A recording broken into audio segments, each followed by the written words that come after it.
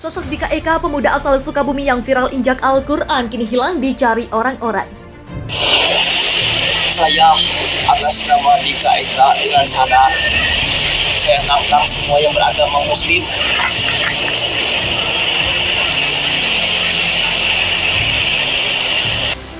Itu teman-teman sekalian, mohon maaf. Itu kata Quran, orang-orang bermasalah. Nah, menyikapi orang seperti ini, dalilnya Quran surah 4 ayat 140. Wa qad nazzala 'alaikum fil kitab, telah tetap ketentuan dalam Al-Qur'an, an idza sami'tum ayatillahi yukfaru biha. Ini akhir dari jawaban kita. Jika ada seseorang yang memalingkan ayat Al-Qur'an, mengingkari ayat-ayat Allah, wa yustahza'u bihi, atau minimal mengolok-olok Islam, mengolok-olok misalnya jilbab, mengolok-olok syariat Islam, maka bagaimana sikap kita? Fala taqudu ma'ahum. Kata Quran, Anda jangan mencelanya. Tuh, indah. Daripada Anda buang-buang waktu mencela orang lain, lebih baik lisan kita dipakai untuk baca Al-Quran. Terlalu mahal energi kita untuk mencela mereka itu.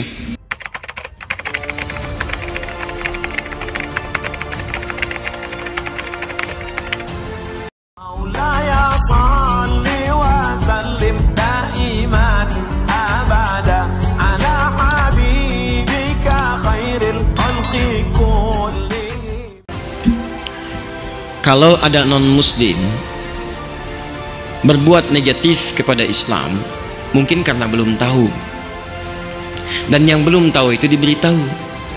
Pertanyaan saya, kok bisa ada orang Islam menjelek-jelekan Islam? Sebetulnya dia siapa? Karena orang yang memeluk sesuatu itu tidak akan mungkin melukainya. Anda memeluk anak Anda, apakah mungkin saat memeluk Anda melukainya? Anak Anda dipeluk, sini sayang, tiba-tiba dijitak, plak. Tidak mungkin. Peluk itu tanda sayang. Anda memeluk Islam, masa Anda melukainya? Mustahil. Jadi kalau ada orang kemudian mengatakan Muslim, kemudian dia melukai Islamnya, maka ada yang salah dalam keislamannya. Minimal munafik. Minimal itu kata Quran. Hati-hati. Quran surah keempat ayat ke-140, posisi paling kiri sebelah bawah. Ini sikap bagi orang munafik. Cirinya kadang kalimat-kalimatnya bagus. Cirinya di Quran surah kedua ayat 204 sampai 207. Wa minan nasi may yu'jibuka qawluhu fil hayatid dunya wa yushhidullaha 'ala ma fi qalbihi wa huwa aladdul khisam. Di antara sementara orang ada yang kalau bicara kata-katanya begitu menarik, retorikanya cantik, kalimatnya bagus, kadang-kadang membawa nama Allah. Ayat Quran dipotong-potong padahal dia musuh yang paling bahaya.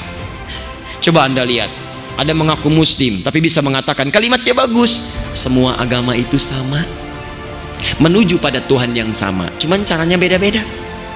Pernah dengar kalimat itu? Siapa yang mengucapkan? Tuh, kalimatnya bagus, seakan-akan menarik, kata Quran, padahal dia musuh yang paling nyata. Itu sudah jauh-jauh hari diperingatkan oleh Nabi. Anda buka hadis Muslim jilid yang pertama halaman 111, bab yang keempat, hadis nomor 6, paling kiri sebelah atas di kitabnya. Rawinya sahabat Abu Hurairah radhiyallahu ta'ala anhu. Kata Nabi, sayakunu fi akhir ummati dajjaluna kadzabun. Akan muncul di akhir-akhir umatku nanti para pendusta yang pintar-pintar. Ada dajjal, ada masih ad-dajjal. Kalau dajjal saja bukan makhluknya tapi mengambil sifatnya. Di antara sifatnya pintar. Dajjal itu Dajjal itu pintar atau bodoh? Pernah lihat? Masya Allah. Tayyib. Dari mana tahu pintar? Bisa menipu orang. Kalau tidak pintar bagaimana bisa menipu? Kalau masih ad-dajjal makhluknya, kalau dajjal saja sifatnya, kata Nabi, akan banyak orang pintar yang menipu. Dan nipunya bukan nipu biasa, bukan bisnis. Kalau bisnis dari jahiliyah sudah banyak. Yang ngurangin timbangan zaman jahiliyah sudah ada.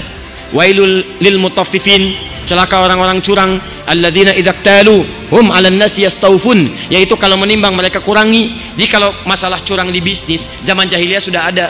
Kalau sekarang ada pebisnis curang, dia terlambat. Keduluan oleh orang jahiliyah. Terlambat, telat dia. Sampaikan pada orang curang, antum terlambat, sudah keduluan jahiliyah. Telat lahir dia. Tapi yang ini bukan masalah dunia. Yuhadditsunakum bima lam tasma'uhu wa la yasma'uhu aba'ukum. Dia akan bicara tentang urusan agama Anda yang membuat Anda kaget. Jangankan Anda, orang dulu pun kalau dengar akan ikutan kaget. Saya belum pernah dengar ada orang jahiliyah, sebodoh-bodohnya orang jahiliyah, tidak pernah mengatakan kalimat semua agama sama.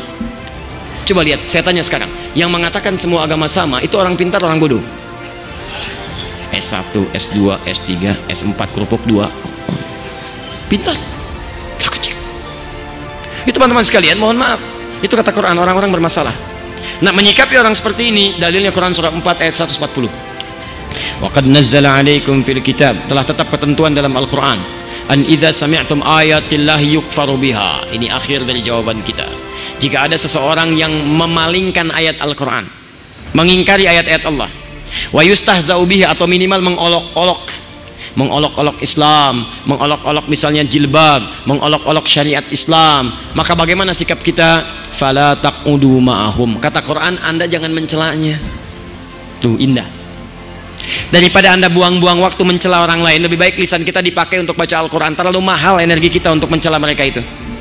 Cukup, kata Quran, tinggalkan mereka. Sosok Dika Eka sedang viral di media sosial yang menjadi sorotan karena video pemuda injak Al-Quran yang tersebar di dunia maya. Pemuda dalam video tersebut mengaku bernama Dika Eka. Ia secara sengaja menginjak sebuah kitab suci umat Islam.